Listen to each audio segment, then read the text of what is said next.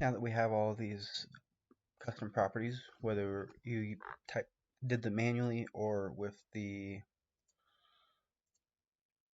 custom property tab builder, we can now start adding them into here. So instead of typing the business name here, we can do a link to property, model found here, and link it to company name. We can then also do that in the proprietary and confidential section. Model found here, company name.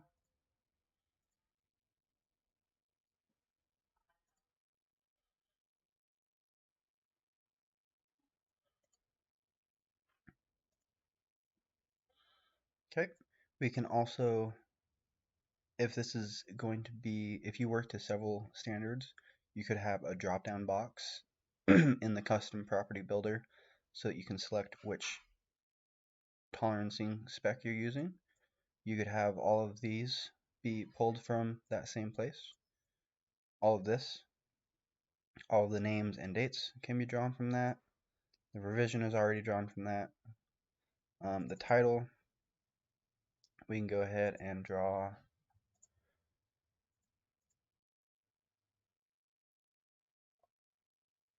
from the part number, which is how I set that up. Let's go and recenter all this.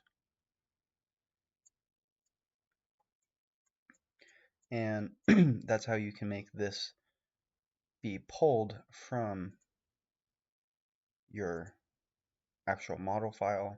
And if you then save this template to always pull from the same links, and you use the custom property tab builder or are careful when you're manually entering all of your property names, you can save this as a template, and then anytime you make the drawing or any drawing,